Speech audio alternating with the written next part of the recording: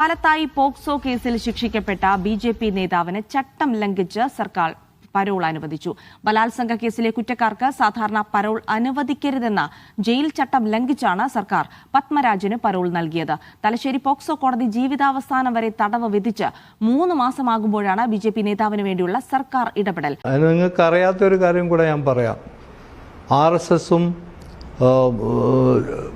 മായിട്ടുള്ള ഒരു സന്ധി CPM ഉണ്ടാക്കി ഇദ്ദേഹം മുഖ്യമന്ത്രിയായതിനു ശേഷം. അതിൽ RSS നേതാക്കളുമായിട്ടുള്ള ചർച്ചയിൽ നിന്ന് BJPയെ മാറ്റി നിർത്തണമെന്ന് ഇദ്ദേഹം ആവശ്യപ്പെട്ടു. അങ്ങനെ BJP നേതാക്കളില്ലാതെ RSS നേതാക്കളുമായി നേരിട്ട് അംഗരക്ഷകരും പരിവാരങ്ങളും ഒന്നുമില്ലാതെ തിരുവനന്തപുരത്തെ ഹോട്ടലിൽ വെച്ച് ചർച്ച നടത്തിയിട്ട് ഒരു സന്ധി ഉടമ്പടി ഉണ്ടാക്കിയില്ലാണ് ആളാണ് അദ്ദേഹം. ഞാൻ പറഞ്ഞ ഈ കാര്യങ്ങളൊക്കെ വസ്തുതാപരമാണ്, രേഖകളുള്ളതാണ്, ബാക്കിയുള്ളതാണ്. ബാക്കിയൊക്കെ നിങ്ങൾക്ക് വിശ്വസിക്കുകയോ വായനക്കാർക്ക് വിശ്വസിക്കാതിരിക്കുകയോ ഒക്കെ ചെയ്യാം. പറയുന്നതൊന്ന് പ്രവർത്തിക്കുന്ന വേറൊന്നും.